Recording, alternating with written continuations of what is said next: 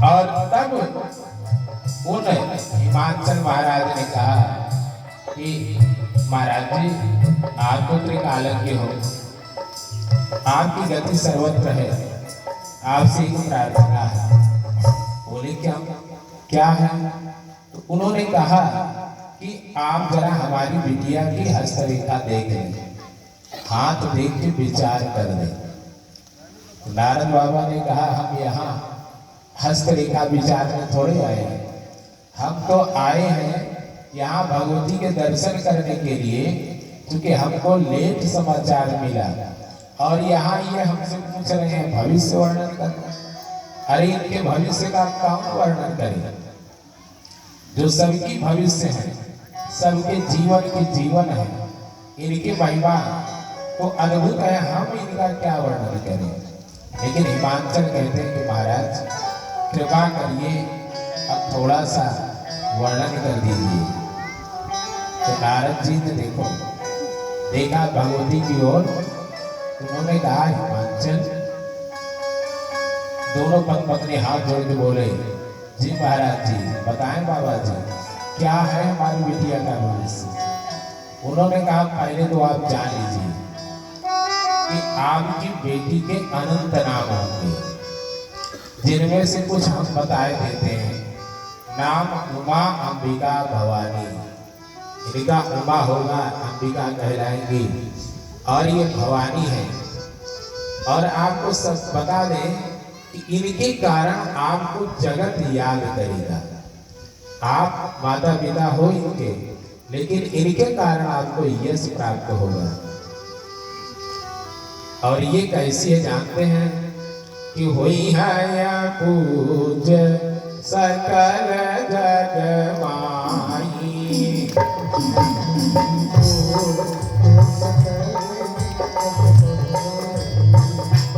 नारद जी कह रहे हैं कि हिमाचल ये सारे जगत में पूज्य होगी, और इतने नहीं, जो इनकी सेवा करेगा तो यही सेवा का दुर्लभ बनाई।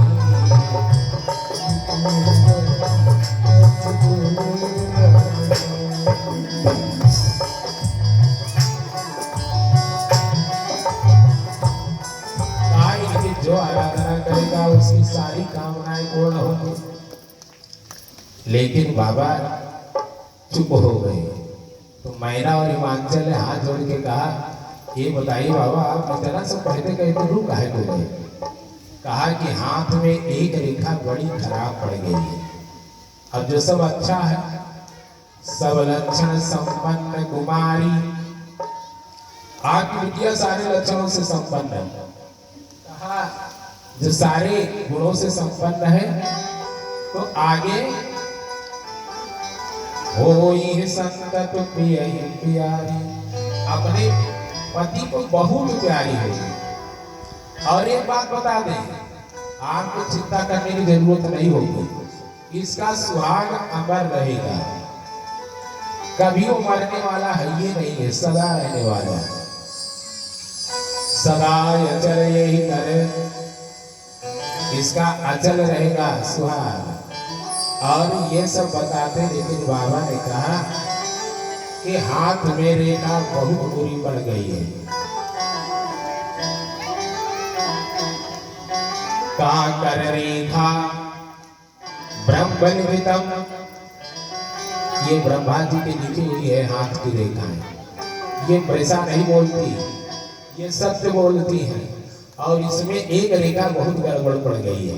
तो बोले बाबा आप बता दीजिए ना, ऐसा विलक्षण रेखा तत्फला शृणु तत्परः। नारद जी ने कहा इसके हाथ में जो रेखा है उसका विलक्षण फल है, जरा सुनो। तो उन्होंने कहा बताइए। तो कहा जोगे जटिल अकाम मन नगन अमंगल वेशो, अस स्वामी यही कहा मिली परिहस्त यस रेखो। इसका जो पति होगा बावला होगा, जोगी होगा, निष्काम मन वाला होगा, दिगंबर होगा, अब ये बात जो सुनी मैना और हिमाचल ने, कहा अगर ये इसका पति कभी नहीं मरेगा वो तो अच्छी बात है, लेकिन अगर पागल आदमी किसी को पति रूप में मिल जाए और 100 साल नहीं 1000 वर्ष जिए तो उससे पत्नी को क्या लाभ मिलेगा? कोई लाभ मिलता है क्या? तो कहा कि तो बाबा बड़ी गड़बड़ बात हो गई, बावले पति से मेरी बिटिया की शादी होगी। तो मैना ने कहा बाबा एक बार जरा फिर से विचार कर लीजिए, देख लीजिए कहीं इधर उधर की रेखा तो नहीं है। नारद जी मरे मन मुस्कुराए कि वो विश्व मोहिनी वाली घटना थोड़े है कि वहां लिखा कुछ और था, हम व्याख्या कुछ और कर रहे थे, और यहाँ तो जो है वही बता रहे हैं। तो मैना ने कहा बाबा ये सब कैसे होगा? तो बाबा चुपचाप शांत रहे। फिर उन्होंने कहा सुनो, ये ऐसा जो इसके हाथ में रेखा पड़ी है, इस तरह का केवल और केवल एक ही वर है संसार में। कहा कौन सा वर है? तो कहा वो केवल भोलेनाथ है। बाकी देखो संसार में एक बार अकबर ने बीरबल से पूछा कि संसार में वर कितने हैं? तो बीरबल तो जानते हैं ना अद्भुत था, उसने कहा 2 वर है। तो कहा कौन से? कहा एक सीतावर राघवेंद्र सरकार और दूसरे राधावर श्री कृष्ण से। तो कहा अकबर ने कहा कि आपको पता नहीं है क्या बीरबल, तुम नहीं जानते दिल्ली का जो बादशाह है उसके नाम के आगे भी अकबर बर है। तो कहा क्या तुम इस बर को नहीं जानते थे? तो बीरबल ने कहा हुजूर माफ करिएगा, वैसे हमारे गंगन में एक गोबर होता, हाँ ये बर की तुलना कहूँ नहीं है, वैसे तो गोबर है। तो कहा गोबर वहां बर लग गया तो वो राख से बड़ा हो गया क्या?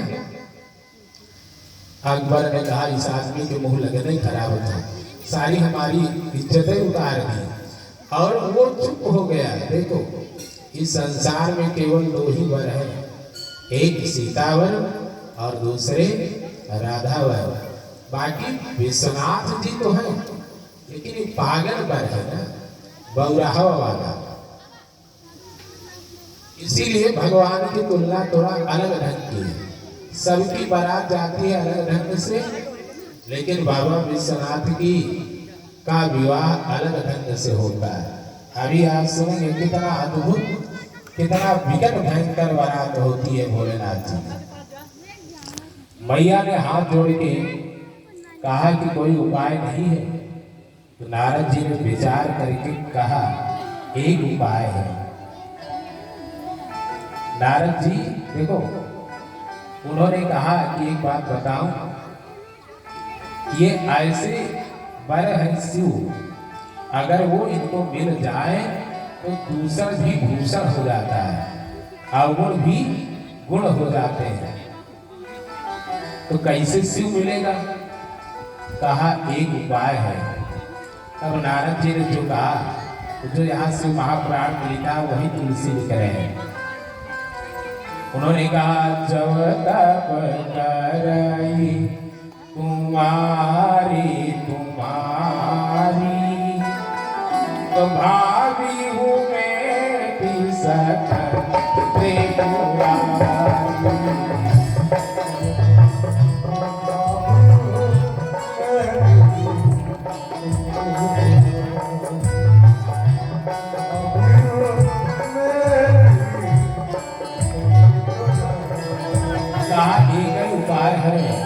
क्या है?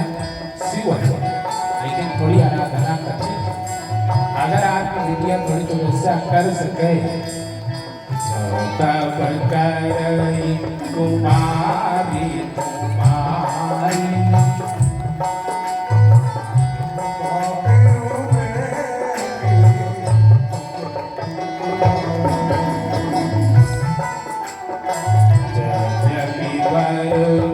अनेक जग माही, ये कहा शिव कछु सरनाई।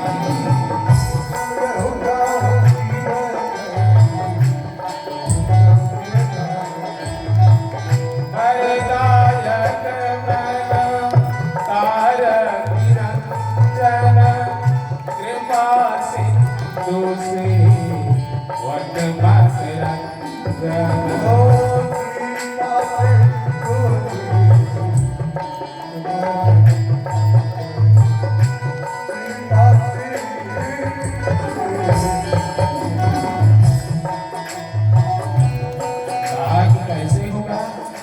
महाराज ध्यान से सुनिए, नारद जी कह रहे हैं कि चित फल बिनु शिवाय वरादे लाई न कोटि जो जग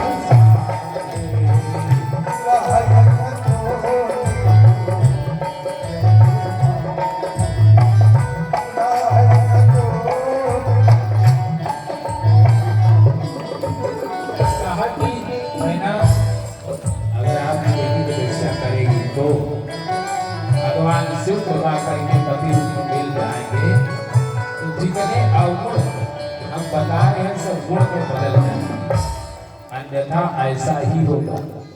मैना ने हिमाचल ने हाथ जोड़ के कहा कि क्या आज तक किसी ने आराधना करके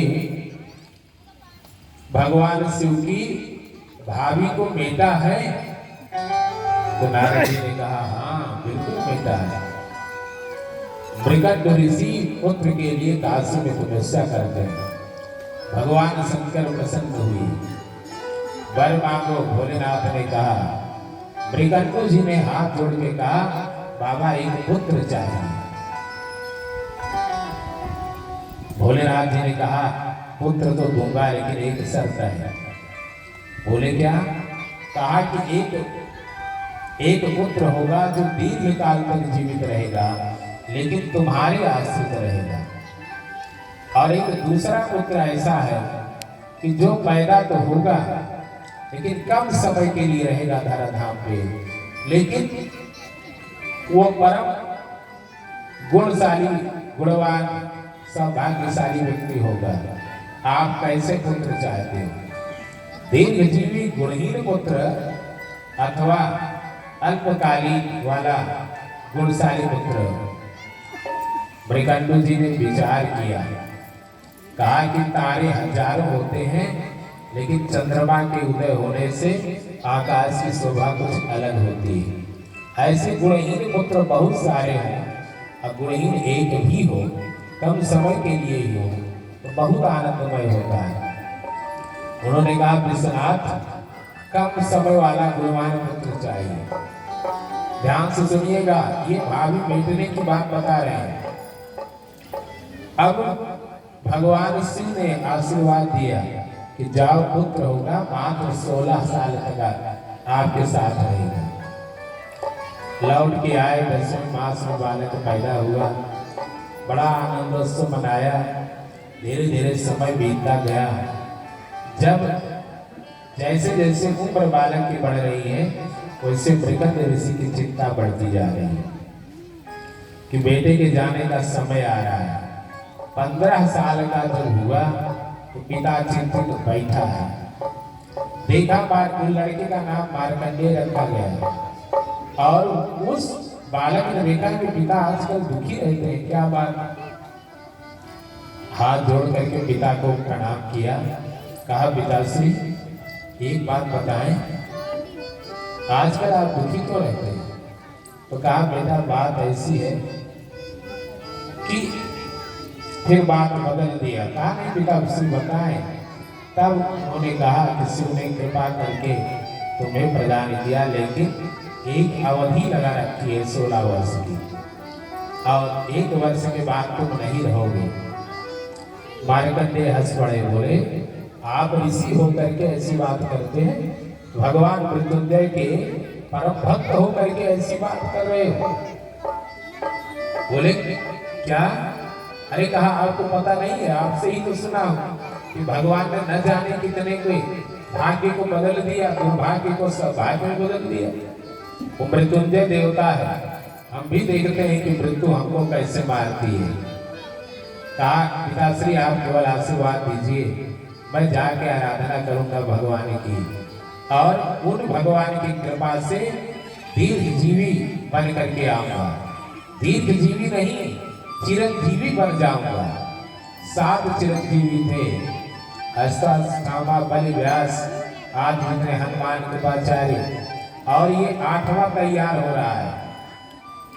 ये पिता को प्रणाम के, माता को प्रणाम करके चला गया। देखो कभी भी बंधन करने में चूकना नहीं चाहिए। जो बंधन करता है परमात्मा उसके बंधन में आता है। बंधन करने से परम सौभाग्य की प्राप्ति होती है। प्रणाम करके गया शिवलिंग का निर्माण किया। शिवलिंग बना करके घरों से जल लाता है, गिन गिन करके भगवान पर घड़ा से अभिषेक करता है और मृत्युंजय मंत्र का नमः शिवाय का जाप करता है। आराधना में सुबह शाम केवल भगवान को जल चढ़ाना और उनके मंत्र का जाप करना। लग गया आराधना में। एक वर्ष कब बीत गए पता नहीं चला। एक दिन उसने देखा कि गंगा स्नान करके ज्यों ही भगवान मृत्युंजय को वो अभिषेक करने के लिए तैयारी कर रहा था, तब तक काल के देवता आ गए। उन्होंने कहा चल मेरे साथ। उसने कहा कहाँ? कहा आपको ऊपर ले चलना है। उसने कहा 2 मिनट रुक जाइए, हम अपने प्रभु की आराधना कर लें, फिर आप हमको ले जाइएगा। तो मृत्यु के देवता ने कहा सुन, आपने किया है या नहीं किया है? मृत्यु कभी किसी की प्रतीक्षा नहीं करती। और आज तक जितने इस गंगा जी में रजकर हैं, इतने प्रभाव को मैंने मृत्यु के मुख में डाल दिया है। अब तू हमसे बात करता है कि 2 मिनट रुक जाए, शिव की आराधना कर ले। अब तो मार्कंडेय को लगा कि ये तो हमारे भगवान को चैलेंज कर रहा है। उसने कहा मैं भी देखता हूँ कि आप उसको मारते कैसे हो। कहा अरे बालक होकर के ऐसी बात करता है। जैसे उसके प्राण को निकालने के लिए पास हाथ में लिया, वो शिवलिंग को दोनों हाथों से पकड़ के चपक गया, हृदय से लगा लिया। मृत्युंजय महारुद्र त्राहिमां शरणागतम् जन्म मृत्यु जरा रोगैः पीडितं कर्म बंधनैः। हे शंकर दासोहम तव शंकर, हे शंकर हम आपके दास हैं, मुझे बचा लो। मृत्युंजय भगवान प्रार्थना करना शुरू कर दिया और जैसे ही यमराज उसके प्राण को निकालने लगे तो आंखें नाचने लगी, शरीर व्याकुल होने, प्राण व्याकुल हो गए। जब भगवान विश्वनाथ ने देखा कि हमारे भक्त पर जबरदस्ती कर रहा है काल, तुरंत त्रिशूल लेकर के प्रकट हो गए। कौन? त्रयासूल निर्मूल नमसूल माणी अदेहं भवानि।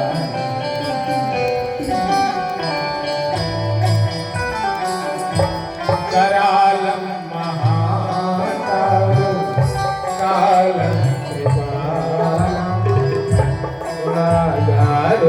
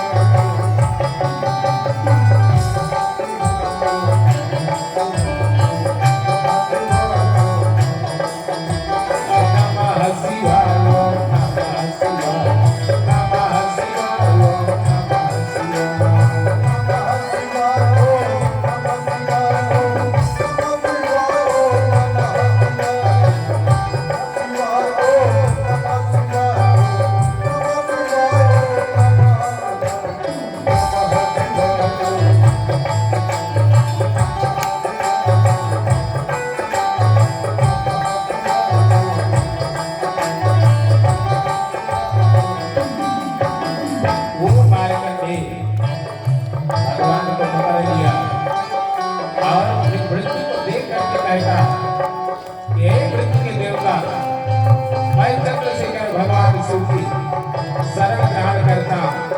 मैं भी देखता हूँ कि मृत्यु के देवता महाराज मेरा क्या कर सकते हैं।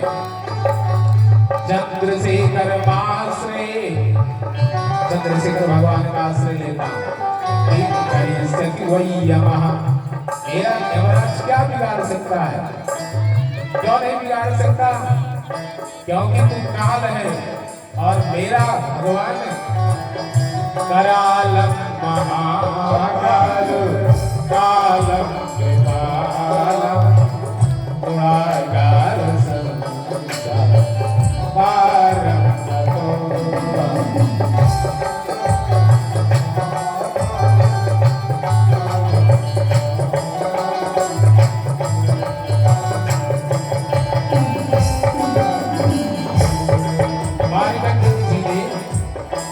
ललकारा, लेकिन जानते मृत्यु को मृत्यु है। प्राण जब निकलने लगे मारकंडे के शरीर से तो आंखें पलटने लगी, तब तक वो महाकाल भगवान विश्वनाथ प्रकट हो गए। बोले शिव शंकर भगवान। जैसे मृत्युंजय भगवान प्रकट हुए, उन्होंने कुछ देखा नहीं, 1 लाख उठा के जमराज को मारा और वो जाके मंदिर के बाहर गिर पड़े। मंदिर के बाहर गिरे तो दौड़ करके मारकंडे भगवान के चरण से लपट गया और उसने कहा, हे यमराज, कर लो मेरा जो कुछ करना है। अब मेरा महाकाल मृत्युंजय भगवान आ गया है, तुम मेरा कुछ भी नहीं बिगाड़ सकते। देखो क्या है, भगवान शिव ने उस भक्त को 16 साल के लिए दिया था, लेकिन जो आराधना करी तो उसका परिणाम क्या निकला? भोलेनाथ जी ने कहा, अब 100 साल 50 साल के लिए नहीं, जब तक कर्म रहेगा, मतलब सृष्टि रहेगी, तब तक तू जीवित रहेगा। आज मैं तुझे आशीर्वाद देता हूँ कि 18 पुराण में एक पुराण तेरे नाम से चलेगा। भगवान नारायण में तेरी अविचल भक्ति होगी और सारा जगत तेरा नाम जानेगा। जो हम लोग माता रानी की उपासना करते हैं ना, वो सब दुर्गा सप्तशती, वो उसी मार्कंडे पुराण की ही है, इसी बालक का। भगवान ने अल्प काल के बालक को चिरंजीवी कर दिया। मार्कंडेय मथाष्टमम 8वां चिरंजीवी हो गया। नारद जी ने कहा, माँ आप भरोसा रखिए भगवान शिव पर, अगर आपकी बिटिया तपस्या करेगी तो निश्चित रूप से ये इतना आपको प्राप्त होगा। नारद जी ने आशीर्वाद दिया और नारायण स्मरण करते हुए चले गए। देखो सब रोने लगे थे ये बात सुन के, लेकिन मैया पार्वती को बड़ी प्रसन्नता थी। नारद जी से जाने लगे, उन्होंने कहा, बाबा 1 मिनट, रुक गए। कहा, ये बताइए शिव से कैसे मिला जाए? तो नारद बाबा ने कहा, उनका एक परम मंत्र है, वो है नमः शिवाय, और आप नमः शिवाय जपिए, वो अपने आप मिल जाएगा। जो बन बड़े पूजा करो, यथा मिलित सामग्री हो, उसी के द्वारा उनकी आराधना शुरू कर दो। भाववश भगवान है, कृपा करेंगे। आशीर्वाद दे करके बाबा चले गए। और जब नारद चले गए तो हिमाचल और मैना दोनों साथ बैठे आपस में बात करते हैं कि बाबा ने क्या बताया, मेरे कुछ पल्ले पड़ा वाला नहीं। काहे को नहीं पड़ा? कहा, ये कहते हैं कि सब सुलक्षण इस बिटिया में है, फिर कहते हैं रेखा भी एक होली पड़ी है, ये सब क्या है? कहा, बाबा ने जो कहा वही सही जानिए, जाओ बिटिया को उपदेश करो, भजन करे, और शिव का भजन करेगी तो कल्याण होगी। माँ उठ करके आती है और माँ पार्वती मैया अपने कमरे में बैठी थी, देखा कि माँ आई, उठ के प्रणाम किया, आओ माँ बैठो। बैठ गए, हाथ जोड़ के पार्वती मैया ने कहा, माँ कैसे आना हुआ? अब वो तो आई थी तपस्या करो ये बताने के लिए, लेकिन अब बिटिया के कोमल शरीर को देख करके अब वो कहा बोले कि तुम तपस्या करोगे, क्या करो? लेकिन माँ तो अंतर्यामी है, वो जान गई। उन्होंने कहा माँ आज मैंने एक सपना देखा है। देखो सपना असत्य होते हैं, लेकिन जो भक्त होते हैं उनके स्वप्न भी परम सत्य होते हैं। यहाँ मैया कह रही कि एक दिगंबर व्यक्ति आया, श्वेत वस्त्र धारण किया था, जटा मुकुटधारी था। उसने हमको कहा कि तेरा विवाह शिव से होगा, लेकिन शिव से विवाह करने के पहले तपस्या करनी होगी। कैसे करें? तो उसने वही बताया माँ जो नारद बाबा बता के गए। माँ रो पड़ी कि हम तो नहीं चाहते कि हमारी बिटिया तपस्या करे, लेकिन क्या करें, ग्रह ही खराब जो है, तो ग्रह को सही करने के लिए कुछ तो करना होगा। माँ सबको प्रणाम वंदन करके शिवाराधना के लिए तपस्या के लिए चली गई और ऐसी तपस्या शुरू किया कि पहले तो सुबह शाम फलाहार करती थी, वो भी छोड़ दिया, एक टाइम करना शुरू कर दिया, फिर वो भी सब बंद कर दिया और धीरे धीरे उसका शिव के चरण में इतना अनुराग बढ़ा कि सूखे पत्ता खाना शुरू कर दिया और फिर वो भी छोड़ दिया। तब मैया का एक नाम पड़ा, बोलिए अपर्णा मैया की। अपर्णा अनेक वर्णाचा पाटला पाटलावती, पट्टांबर परिधाना कलमंजीर रंजनी। अपर्णा मैया के नाम पड़े और वो जो बेल पाती पड़ी होती थी ना उसको खाती थी, वो भी छोड़ दिया। और ऐसे करते करते विसरी देह तपहि मन लागा, शरीर की याद भूल गई, माँ का मन भगवान पे लग गया और उसी से समाधिस्थ हो गई। तब आकाशवाणी हुई, हे पार्वती तेरी तपस्या पूर्ण हुई, तुझे शिव वर रूप में मिलेंगे। जब माता पिता बुलाने आवे तो घर चली जाना। अब इतना सुख तो मैया ने लिया और चले गए। और उधर क्या हुआ कि भगवान शिव सप्त ऋषियों को बुलाते हैं और उनको कहते हैं कि जाओ जरा पार्वती की परीक्षा करके आओ। 7 ऋषि आए माँ के पास। देखो अपने आराध्य के प्रति कैसी निष्ठा हो, इस प्रसंग में बहुत बढ़िया बताया गया। 7 ऋषि पधारे, प्रणाम किया महात्माओं को। सब महात्मा घेर के बैठ गए माता रानी को। माँ बलकल वस्त्र में धारण किए, जटाजूट पहनी है और उससे ऋषि कहते हैं कि क्या कर रही हो? तो माँ ने कहा आपको तो सब पता है। बोले हमें पता है, वो बात अलग है, लेकिन तुम बताओ क्या कर रही हो? कहा शिव को पति रूप में पाने के लिए तपस्या कर रहे हैं। हाँ, शिव को पाने के लिए उस पागल को, बहुराह व्यक्ति को तुम उसको पति बनाओगी? अरे छोड़ो शिव को, चलो तुम्हारा विवाह वैकुंठ वाले से करवा दे जो सुंदर है और इतना सुंदर है कि जो देखता है वो देखता ही रह जाता है। ऐसी जटाजूटधारी संसार निवासी कपाल भूषण ये सांप पहनने वाला उसके साथ रह पाओगी क्या? कहां से इसको चयन कर लिए? माँ ने हाथ जोड़ लिए, आदर पूर्वक कहा महात्मा क्षमा करिएगा, जिसका मन जिससे लग जाए उसके लिए वही सब कुछ है।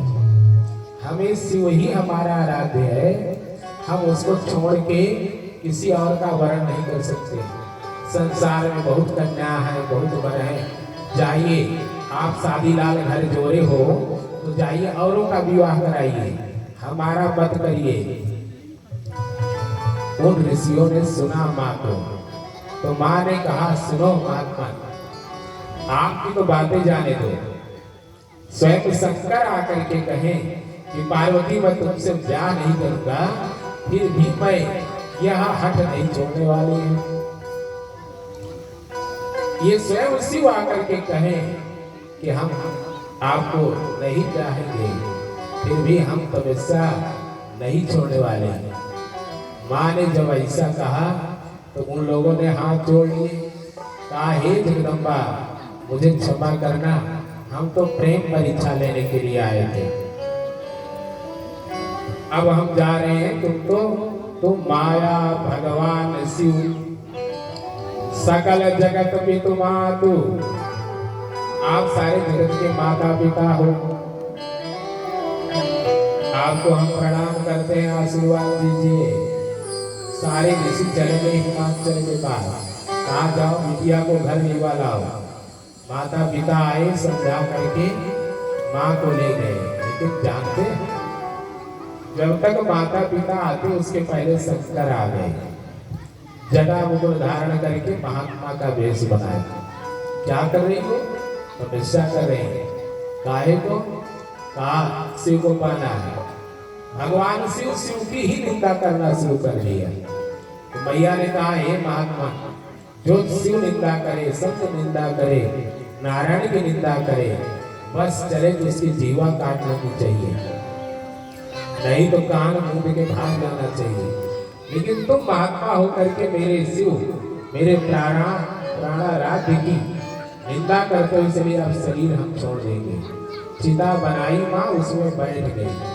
अब जब बैठी तो भगवान शिव प्रकट हो गए। कार्य देवी मैं ही आया। तब माँ निकल के आई, आशीर्वाद दिया, कहा कि चलो मेरे साथ। कहा नहीं, पिता के द्वारा आएंगे। ऐसे थोड़े बारात लेकर के आओगे, दुल्हन तो जाएगी दूल्हे राजा के साथ। ऐसे हम थोड़े जाएंगे कि चले आए, चलो पहले जाने वाले नहीं। तो मैया ने मना कर दिया। शिव भी प्रसन्न चित्त होकर के हिमाचल के यहाँ पहुंच गए। जानते हो क्या मान के गए? ये बंगाली लोग जो आते हैं, नट लोग आते हैं, सर्कस वाले, डमरू मरू लेकर के भगवान शिव गए। और जब ऐसा डमरू बजाया भगवान शिव ने कि उसको सुन के सब लोग इकट्ठा हो गए। कौन आया? सब जिज्ञासा बस आ गए और ऐसी लीला शिव दिखा रहे हैं। ऐसे विचित्र विचित्र खेल करें, कभी ब्रह्मा बन जाए, कभी शिव बन जाए, कभी नारायण बन जाए, किसी देवता का रूप धारण कर ले, नाना रूप में। अरे यहाँ तक कि हिमाचल राजा ने देखा कि हिमाचल में शिव आकर के विराजमान थे। जो माला भगवान शिव को पहनाई थी वो उस नट के पास थी। तो सोचने लगे ये सब आया कहाँ से? बहुत खुश हुए। कहा तुम्हारे चमत्कार देख करके हम खुश हैं, मांगो क्या चाहिए? नट ने कहा अपन बिटिया दे दे। तब तो हिमाचल क्रोधित हो गए, ये क्या मांग रहा है? तेरी ये हिम्मत ये पड़ गई कि मेरी बेटी का हाथ मांग रहा है? तो कहा फिर सुन लो महाराज, हमको कुछ नहीं चाहिए, मैं जा रहा हूं, लेकिन तुम्हारे दरवाजे से एक याचक निराश होकर के जा रहा है। भगवान शिव की माया से विमोहित थे वो लोग। भगवान शिव चले गए लीला करके। हिमाचल बिटिया को लाते हैं घर पे। प्यारे उसी समय तारका शुरू हुआ, जिसने इतना अत्याचार किया कि अब क्या करें। शिव समाधिस्थ बैठे हैं, कैसे समाधि टूटे। सारे देवताओं ने मिल के कामदेव को बुलाया। कामदेव प्रकट हुए। कामदेव से कहा जाओ शिव की समाधि तोड़ दो। कामदेव ने कहा शिव की समाधि कौन तोड़ेगा? तुम तोड़ो, जाओ। कहा शिव विरोध ध्रुव मरण हमारा, और से विरोध करे तो बच जाए, लेकिन शिव से विरोध का मतलब निश्चित मृत्यु। तो सब लोगों ने कहा अरे परोपकार में शरीर त्याग दो, क्या दिक्कत है? अब बताइए, सारे देवता कहते हैं परोपकार में मर जाओ अच्छा है। एक आदमी सत्संग करता था प्यारे, वो एक दिन लेट आया तो महात्मा ने पूछा आज क्यों लेट आए? तो कहा आज घर में कुछ काम थे, कार्य सत्संग के लिए काम बंद कर दिया करो। कहा बाबा आप सन्यासी हो और हम गृहस्थ वाले हैं, मेरे माता पिता है, पत्नी है, सबको देखना पड़ता है। तो कहा तुमसे बहुत प्रेम करते हैं? हाँ। कहा बहुत प्यार करते हैं हमारे घर के लोग। कहा अच्छा एक दवा देता हूँ, तेरा शरीर गर्म हो जाएगा, फिर देखता हूँ कौन कितना प्यार करता है, निर्णय हो जाएगा। तू बीमार होने का नाटक करना, उठना नहीं। फिर मैं आता हूँ, देखता हूँ कौन कितना प्यार करता है। अब वो आदमी दवा खा करके गया, शरीर गर्म पड़ गया, माता पिता घबराए, पत्नी घबराई, क्या हुआ? कोई सिर पे पट्टी रख रहा है, कोई कुछ कर रहा है, इलाज कर रहा है, और पड़ा है। तब तक महात्मा जी आ गए। सबने कहा बाबा बहुत अच्छा हुआ आप आ गए, बालक बीमार है, दवा कर दीजिए। तो उन्होंने कहा दवा तो काम नहीं करेगी, लेकिन इस एक उपाय है। कौन सा उपाय? कहा मैं मंत्र से जल झाड़ देता हूँ, और वो जल जो पी लेगा वो मर जाएगा और ये जीवित हो जाएगा, नहीं तो ये पक्का मरेगा। अब जब जल को झाड़ा ना तो पिता को दिया, कहा पी लो। कहा रे यार अभी बहुत सारा काम बाकी है, अब हम चले जाएंगे तो बिगड़ जाएगा। तो माँ से कहा महात्मा ने, अरे तुम कर लो, तुम्हारा बेटा है, भी बहुत रो रही थी। कहा नहीं नहीं, अभी हमको नाती का विवाह देखना है। लो बेटा मर जा रहा है, अब उसकी चिंता नहीं।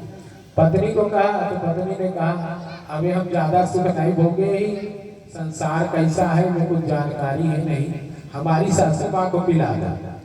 अब सब हाथ ऊपर कर लिए, पूरे परिवार ने हाथ जोड़ के कहा महात्मा जी आप रंड मुंड है, कोई आगे पीछे नहीं है, मर जाएंगे तो कोई रोने वाला नहीं है। अब ऐसा करो आप ही पी लो, आपका राम नाम सत्य हो जाएगा, कम से कम हमारे बिटवा बच हो जाएगा। ऐसा संसार वाले विचित्र हैं। महात्मा ने कहा अच्छा चलो ठीक है भैया, हम प्राण त्याग देते हैं। अब उसमें कुछ तो था नहीं, महात्मा पी गए, बालक ठीक हो गया। लड़के ने सुना कि हम मरने वाले थे, लाइलाज हो गए, तो घर वाले हमको छोड़ दिए, तो अब सबको छोड़ो, लग जाओ भगवान की ओर। अब यही दशा देवताओं की है। देवता क्या कह रहे हैं? अरे कामदेव मर जाओ, परोपकार में मर जाना परम धर्म है। उस आदमी ने कहा अब तो मरना है, ठीक है मरेंगे, लेकिन चलो भगवान हमारे हित में जो कहते हैं, वेद कहते हैं कि शरीर कोई त्यागे तो अहित नहीं होता है। वो चल पड़ा और ऐसी माया, ऐसी रचना करी कि सारे संसार काम वासना में हो गया। जड़ चेतन सब परेशान हो गए। दो क्षण के लिए जितने ब्रह्म ज्ञानी थे, देखई चराचर नारी मय जी ब्रह्ममय देखत रहे। बड़े बड़े ब्रह्म ज्ञानियों का ब्रह्म ज्ञान छूट गया और वो सब चराचर नारीमय दिखने लगे। उस समय कोई नहीं बचा। जानते हैं ये प्रसंग जब लिखा गया था तब ये हुआ कि क्या उस समय सनकादिक महात्मा भी काम के वशीभूत हो गए, कोई तो महात्मा बचे रहे होंगे। तो इसीलिए तुलसी ने रामचरितमानस में सूत्र लिखा कि धरी न काहू धीर सबके मन मनस जहरे, जे राखे रघुवीर ते उबरे ते काल मां। जिसको भगवान ने बचाया केवल वही बचे, अन्यथा सबकी हालत गड़बड़ हो गई। यहाँ की शिव पर 5 बाण चलाए और शिव के जो 5 बाण चलाए तो शिव आराधना में मस्त थे। उस समय भगवान शिव के मन में क्षोभ पैदा हुआ। उसी समय पार्वती जी पूजन करने के लिए आ गए। भगवान शिव उनके शारीरिक सौंदर्य का वर्णन करने लगे।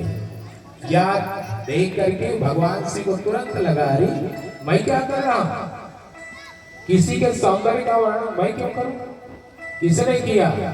देखा कि सौरभ पल्लव मदन बिलोका, तो भयहु कोपकम देवत्रय लोका। देखा कि आम के पेड़ के बीच में कामदेव खड़ा है, बाण चला रहा है। किसने चलाया? कामदेव ने कहा मैंने बाण चलाया। ईश्वर भगवान शंकर को बड़ा क्रोध आया और उन्होंने तीसरा नेत्र उभार करके देखा। तो उसमें गोस्वामी ने लिखा कि तब सेवती सर छाया न उतारा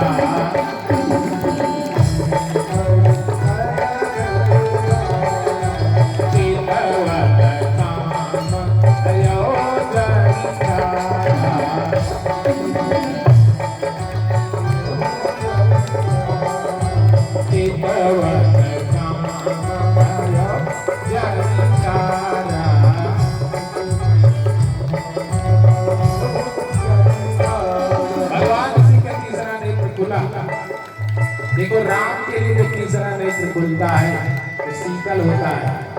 राम जी के विवाह में शंकर गए थे तो वहां केवल 10 बांसुरी बना के गए और उनके 3 नेत्र हैं। तीनों नेत्रों से बात है 15 नेत्रों से राम का दर्शन कर रहे हैं।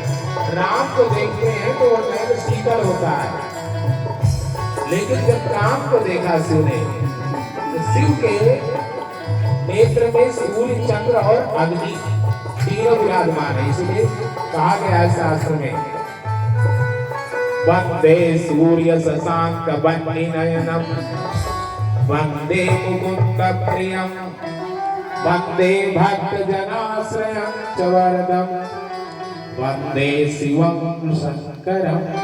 जिनके नेत्रों में सूर्य, चंद्र, अग्नि वास करते हैं, ऐसे भगवान शिव ने कामदेव को जला के भस्म किया। रति ने देखा, रोती चरण में आई, बाबा मेरे पति का क्या दोष, आपने क्यों मार दिया? आपने करुणा सागर है, आशुतोष है। देवताओं के कार्य में मेरा पति मारा गया। रोना शुरू कर दिया। भगवान शिव आशुतोष है, ऑर्डर रानी है, शिव से प्रसन्न हो जाते हैं। जैसे रति ने प्रार्थना करी तो कहा, देवी आज के बाद तेरा पति बिना शरीर का होगा, समस्त त्रैलोक में व्याप्त होगा। तो उसने कहा कि प्रभु ऐसे काम थोड़े चलेगा, मेरा पति मुझको मेरे पति के रूप में चाहिए। तो भगवान शिव ने आशीर्वाद दिया, कहा सुनो देवी, जब जगवंश कृष्ण अवतारा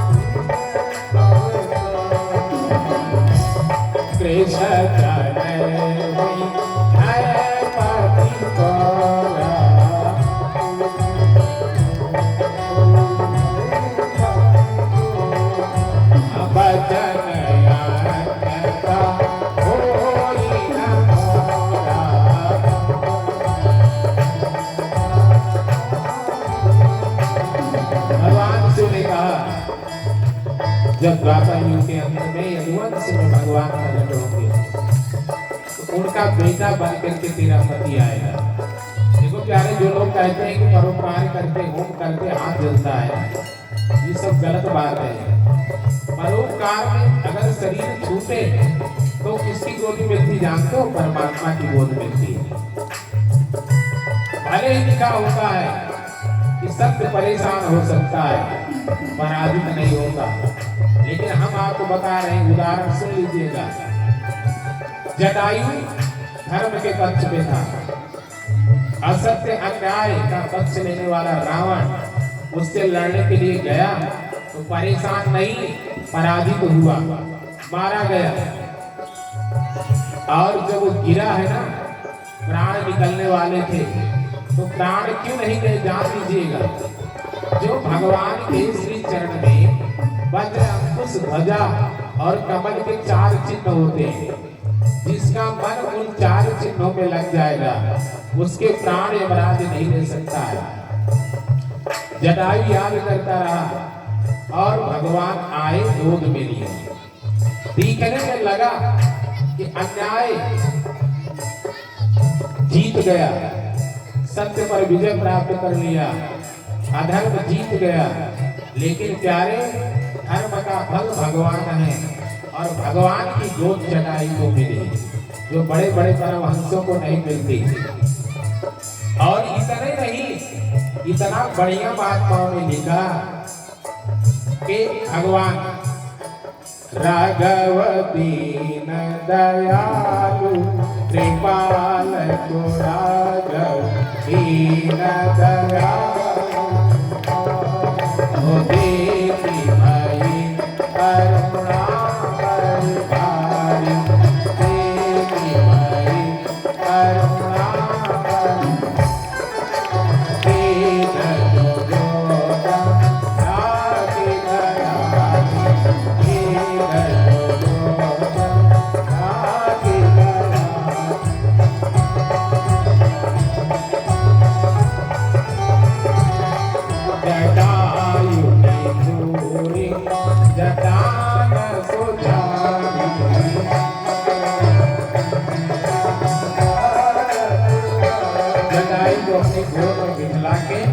अपनी जटाओं से उनकी धूल को झाड़ा।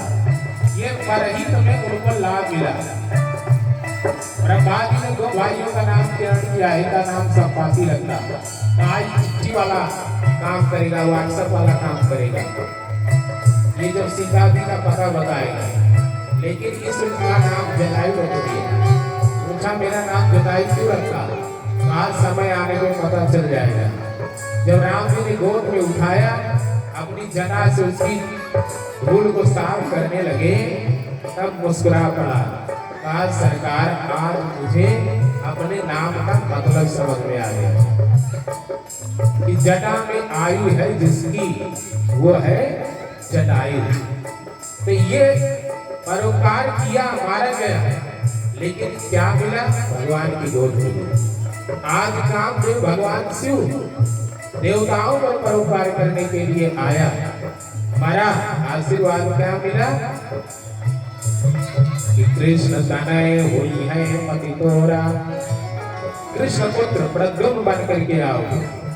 चतुर्व्यूह हैं हमारे वैष्णव संप्रदाय में, शिव संप्रदाय में। तो वासुदेव, प्रद्युम्न, अनिरुद्ध, ये आदि जो संकर्षण, ये चार व्यू हैं, उनमें कामदेव एक हो गया। यह परोपकार का परिणाम रहता है। सिद्ध आशीर्वाद दे करके समाधिस्थ हो गए। उधर पता चला, देवताओं को तो दौड़े दौड़े आए शंकर के पास। बाबा एक प्रार्थना है, खूब स्तुति किया। जब स्तुति कर लिया तो कहा प्रभु एक प्रार्थना है। बोले क्या? कहा कि हम आपका विवाह नहीं देखे, जरा विवाह दिखा दीजिए। भोलेनाथ जी को अपने राम जी की बात याद आ गई। उन्होंने चूंकि सती मैया मरते वक्त प्रार्थना करी थी, तो राम जी स्वयं विवाह कराने के लिए शिव के सम्मुख प्रकट हुई। देखो, अगर आप भगवान का भजन करोगे तो आपका काम बनाने के लिए भगवान स्वयं आते हैं। स्रोत में मत जाइएगा, संसार कभी साथ नहीं देता, लेकिन भगवान की कृपा रहे ना तो सारे स्रोत काम आते हैं। स्वयं शंकर के सन्मुख राम प्रकट होते हैं। भोलेनाथ जी प्रभु को देख करके बहुत प्रसन्न हुए। राम जी ने उनको कहा कि बाबा ज्यादा प्रसन्न मत होइए, हम आप सबको कथा सुनाते हो, आज हम आपको कथा सुनाने आए। कौन सी कथा? कहा कि एक चरित्र है वही सुनाऊंगा। कौन सा चरित्र है? तो उमा चरित्र सुंदर भगवान शिव को सुनाया भगवान राघवेंद्र सरकार ने। गिरिजा जी का सुंदर पावन चरित्र। तो कहा ये क्या सुना रहे हो? पार्वती जी के विषय मुझे क्यों सुना रहे हो? कहा अति पुनीत गिरिजा कई करणी, बहुत पवित्र है पार्वती मैया। आप मेरी एक प्रार्थना मान लीजिए। बोले काहे? कहा कि आप से हमारे 3 संबंध हैं। बोले कौन? कहा मैं मेरे आप स्वामी भी हो, सेवक भी हो, सखा भी। तो मैं तीनों संबंध से आपसे एक प्रार्थना कर रहा हूं। कितना सुंदर बाबा तुलसी ने लिखा कि अब विनती मम सुनहु शिव, जाओ पर निज नेहु। विनती कौन करता है? जो सेवक होता है। यहाँ सेवक वाला रूप है। अब विनती मम सुनहु शिव, हे शिव मेरी विनती सुनिए। कहा जाओ पर निज नेहु।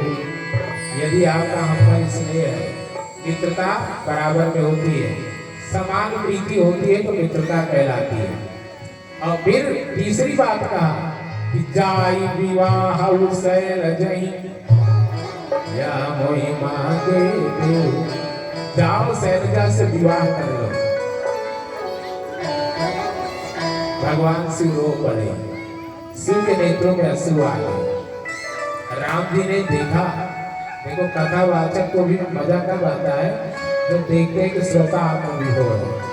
तो भगवान शिव के आंखों में अश्रु देख करके राम जी को लगा कि हमने जो कथा सुनाई उससे शिव को रोना आ गया। शिव भगवान ने कहा कथा सुन के नहीं हमें अश्रु आए, फिर कैसे आए? कहा कथा वाचक को देख करके आए। जानते हो भगवान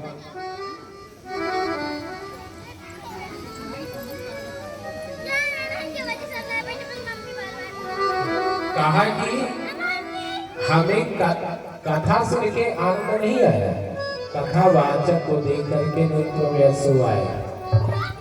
जानते हो भगवान शिव ने पेपर में पढ़ा था इंटरनेट पे कि एक बाबा जी कथा सुना रहे थे, एक माता जी बैठ के खूब रोया करती थी। तो महात्मा जी को लगा कि हम कथवा जो सुनाते हैं उससे माँ को बहुत अच्छा लगता है। उनको बाद में बुलाया, कहा कि माँ आप कथा सुनने के बड़ी रसिक हैं। उन्होंने कहा हाँ। कहा कि आपके आंखों में अश्रु रहते हैं।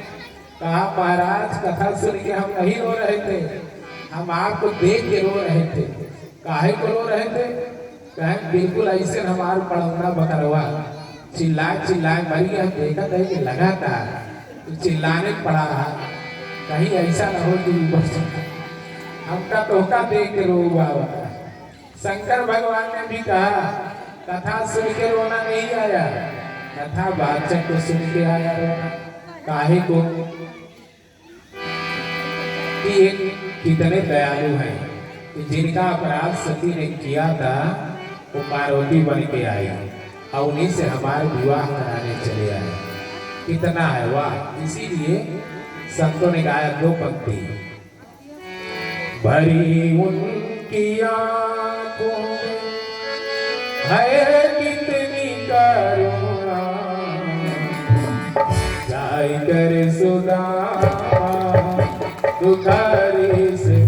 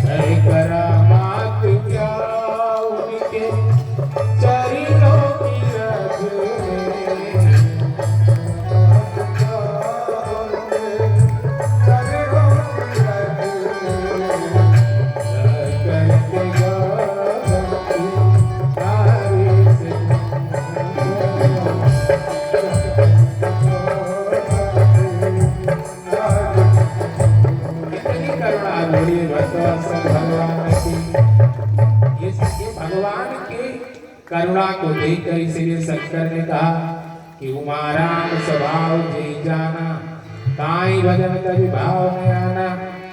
भगवान का स्वभाव जो जाता है भगवान को छोड़ के दूसरा काम नहीं करता। भगवान राम ने कहा कि आप प्रार्थना है मेरी, आप पार्वती से विवाह कर लीजिए। भोलेनाथ ने कहा ठीक है। भगवान अंतरित हो गए, देवता आए, प्रार्थना करते हैं। देव देव महादेव कपर्दिन शंकर प्रभो त्वयैव सलोकनाथेन पालितं भुवनत्रयम्। हे देवादिदेव महादेव, हे शंकर, हे महाप्रभु, आप सारे जगत के नाथ हो, सारे जगत का पालन करते हो। नमस्ते देव देवेश योग रूप धराय च। प्रभु आप तो परमात्मा हो लेकिन योगियों का सा रूप धारण कर रखते हो। निर्गुणाय नमस्तुभ्यं सगुणाय विहारणे। आप नित्य निर्गुण हो और नित्य सगुण हो। कैलाशवासिने शंभो, हे कैलाशवासी शंभो। सर्वलोकातनाय च, आज सारे लोगों के पर्यटन करने वाले हो, सब जगह विराजित रहने वाले हो। नमस्ते परमेशाय लीलाकाराय शूलिने। लीला करने वाले है शूलपाणी है महादेव। हे भूत भावन, हम पर कृपा करें, अपने व्याहोत्सव का दर्शन कराएं। किससे कराना है? कहा? शैलजा से, पार्वती जी से। शिव ने राम जी की बात को याद रखते हुए स्वीकृति दे दी। अब से विवाह की तैयारियां होने लगी प्यारे। अब देखो नारद जी को भेज करके भगवान सुने सर्वत्र सबको निमंत्रण दिलाया और इधर सारे देवता आए तो, लेकिन कोई शिव को ध्यान नहीं दे रहा। सब स्वयं अपनी अपनी तैयारी, अपनी अपनी व्यवस्था में लगे। तो भगवान शंकर के गणों ने सोचा कि हमारे भूत भावन महादेव को तो कोई पूछे नहीं रहा, क्या करें? तो सब मिल करके आए। भोलेनाथ ने कहा कि क्या हुआ? तो कहा प्रभु आप दूल्हा बनने जा रहे हो और क्या ऐसे ही चलोगे? तो कहा कि कैसे, क्या चाहिए? कहा उसमें तो बड़ी व्यवस्था होनी पड़ती है, बहुत सारी चीजें लगती हैं। क्या लगता है? जब गणों ने बताया तो भगवान विश्वनाथ ने कहा सुनो, किसी से कोई चीज मांगने की जरूरत नहीं है, जो है उसी में काम चलाए लो। भगवान शंकर के गण भगवान शिव का श्रृंगार करने लगे और सारे गण लोग ना ब्यूटी पार्लर में जाकर के बढ़िया सीखे थे। इसीलिए स्वयं भगवान शिव के चारों तरफ भगवान के गण आ गए। आइए हम लोग भाव और प्रेम के साथ वो शिव का श्रृंगार गाएंगे भी और मन से छवि निहारते भी रहेंगे। शिवाय शंभु गण करहि श्रृंगार।